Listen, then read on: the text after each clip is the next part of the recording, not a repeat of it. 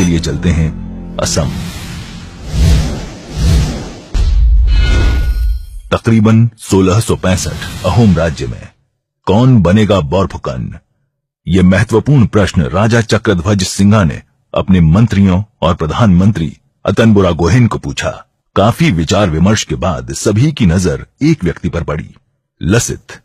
आज से लसित होगा हमारा बोरफुकन। ये घोषणा कर राजा चक्रध्वज सिंघा ने लसित को अहोम सेना का मुख्याध्यक्ष बना दिया। बोरफुकन नाम नहीं, अहोम सेनापति का खिताब है। अहोम सेना की संरचना बहुत ही व्यवस्थित थी। एक देका 10 सैनिकों का, बोरा 20 सैनिकों का, सैकिया 100 सैनिकों का, हजारिका 1000 सैनिकों का, राजखोवा 3000 सैनिकों का, फुकन 6000 सैनिकों का संचालन करता था। बोरफुकन इन सभी का प्रमुख होता था। किंतु आपको लसित का महत्व समझने के लिए अहोम इतिहास का सारांश जानना जरूरी है। सन 1228 ईस्वी में असम में ताई अहोम वंश का शासन स्थापित हुआ, जो म्यांमार से आए थे। इस राजवंश ने सदियों तक खिलजी, तुगलक, इलियास शाही, लोदी और बंगाल सुल्तानों के आक्रमण से सफलतापूर्वक अपनी रक्षा की। लेकिन सन 1638 ईस्वी में मुगलों के एक बड़े आक्रमण में उन्हें हार कर आर्थिक हानि झेलनी पड़ी। फिर सन 1658 में औरंगजेब मुगल बादशाह बना और सन 1661 में उसने अपने 2 प्रमुख सेनापतियों मीर जुमला और दिलेर खान को पहले बंगाल और फिर असम भेजा। अहोम साम्राज्य की एकता और शौर्य, जिनके बल पर उसने इतने लंबे समय तक सारे आक्रमणकारियों को सफलतापूर्वक रोक रखा था, अब टूटने लगी थी। इस हमले में वो पराजित हो गए। कई किले तो बिना कोई लड़ाई लड़े ही हाथ से निकल गए। अहोम के राजा जयध्वज सिंघा को पीछे हटना पड़ा और उन्होंने पूर्वोत्तर का बड़ा हिस्सा इस लड़ाई में खो दिया।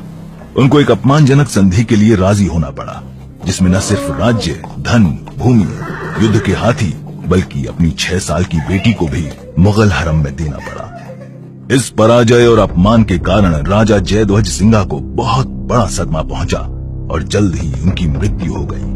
उनके बाद चक्रध्वज सिंघा को राजा बनाया गया और वहां से शुरू होती है लसित बोरफुकन की कहानी। लसित का जन्म सन 1620 में हुआ। उनके पिता मोमई तामुली बारबरू राज्य में एक उच्च पद पर अधिकारी थे। लसित को बचपन से ही राजकाज के कामों में रुचि थी।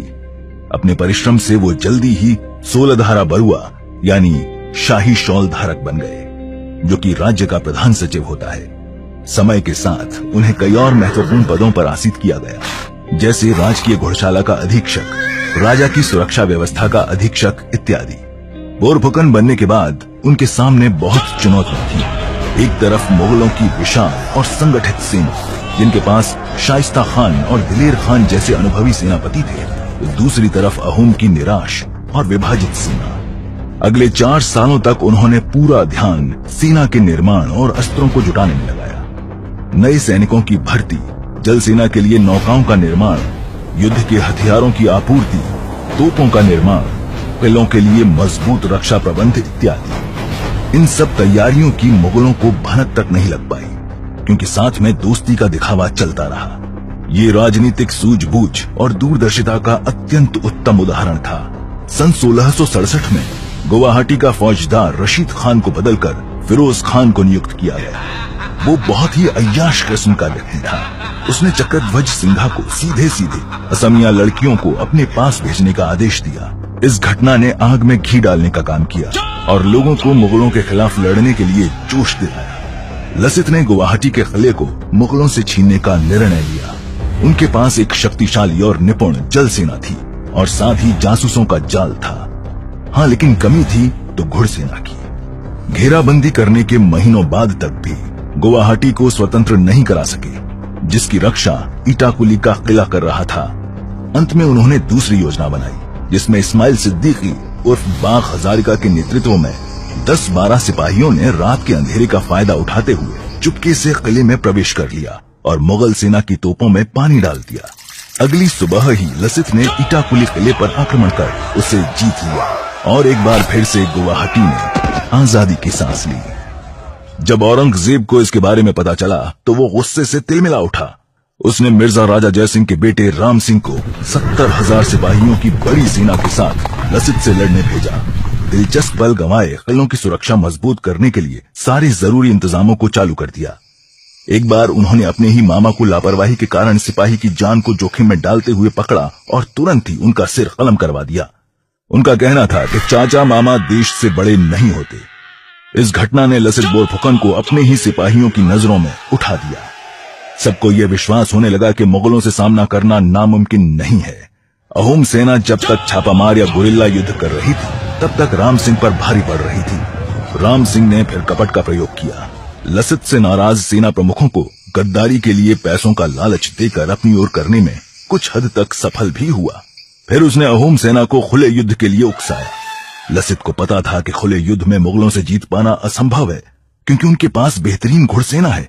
लेकिन राजा चक्रध्वज सिंघा ने बेताब होकर सीधे युद्ध का आदेश दे डाला। अलाबोई के मैदानी युद्ध 1669 में अहोम सेना की भयानक हार। लसित के 10,000 से ज्यादा सैनिकों को अपनी जान से हाथ धोना पड़ा, पर खुशकिस्मती से लसित बच निकले और राज्य को भी बचाए रखा। दुर्भाग्य से 1670 में राजा चक्रध्वज सिंघा का देहांत हो गया और उदयादित्य सिंघा नए राजा बने। सन 1671 की शुरुआत में राम सिंह को अपने गुप्तचरों से पता चला कि अंदुराबली के किनारे पर रक्षा इंतजामों में भेद किया जा सकता है और गुवाहाटी को फिर से हथियाया जा सकता है। उसने इस अवसर का फायदा उठाने के उद्देश्य से ब्रह्मपुत्र नदी के पास विशाल मुगल नाव सेना खड़ी कर दी। उसके पास 40 जहाज थे, जो सभी 16 बंदूकों और छोटी नौकाओं को ले जाने में समर्थ थे। दुर्भाग्यवश लसित इस समय गंभीर रूप से इतने बीमार पड़ गए कि वो चल फिर भी नहीं पा रहे थे। सन 1671 में मार्च महीने में सरायघाट की लड़ाई शुरू हुई। ये उस यात्रा का अंतिम पड़ाव था जो 8 वर्ष पहले मीर जुमला के आक्रमण से शुरू हुई थी। ये बहुत अनोखी लड़ाई थी। भारतवर्ष के इतिहास में शायद अकेली महत्वपूर्ण लड़ाई जो पूर्णतया नदी में लड़ी गई, विशालकाय ब्रह्मपुत्र नदी में। पहले तो अहोम सेना का प्रदर्शन और योजना फीकी साबित हुई और असमिया पीछे हटने लगी।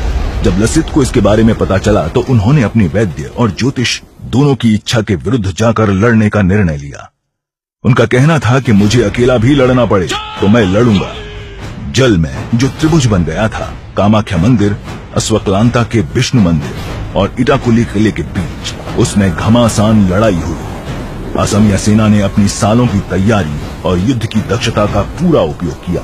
अहोम सेना ने काफी आधुनिक युक्तियों का उपयोग किया, जैसे पानीगढ़, जहां हथियार इकट्ठा कर शत्रु पर दागे जा सकते थे, नाव से रचे हुए पुल जो छोटे किले बन गए, अहोम की बच्छारी नाव जो मुगलों की नाव से छोटी थी पर ज्यादा तेज और खतरनाक। अहोम सेना दोनों तरफ से मुगलों पर टूट पड़ी और इतने में मुगल सरदार मुनव्वर खान गोली से मार गया। इससे मुगलों में गड़बड़ी मच गई और दिन के अंत तक उनके 3 अमीर और 4000 सिपाही मारे जा चुके थे।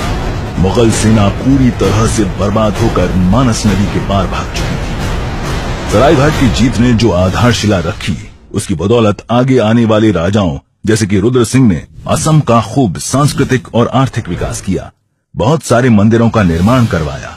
मुगल जीत शायद अपने साथ सर्वनाश, सांस्कृतिक विनाश और मुगल गुलामी लाती, लेकिन लसित बोरफुकन और बाग हजारिका उर्फ इस्माइल सिद्दीकी जैसे लोगों की बहादुरी और प्रभावशाली नेतृत्व के कारण ये हो नहीं सका। अफसोस, सन 1671 में लसित अपनी बीमारी के चलते इस युद्ध के कुछ दिन बाद चल बसे। सन 1682 में एक आखिरी युद्ध हुआ जिसमें अहोम सेना ने इटाकुली किले से मुगलों को भगा दिया और मुगल फिर कभी असम की ओर नहीं आए। लसित बोरफुकन, अतन बोरगोहेन और बाग हजारिका जैसे वीर पुरुष आसाम में तो बहुत प्रसिद्ध हैं, किंतु आसाम के बाहर बहुत लोग इनकी घटनाओं को नहीं जानते। पर गर्व की बात है कि हर साल 24 नवंबर को आसाम में लसित दिवस मनाया जाता है। आशा है कि ऐसे महापुरुषों की ख्याति बनी रहे, बढ़ती रहे और आने वाली पीढ़ियों का मार्गदर्शन करती रहे।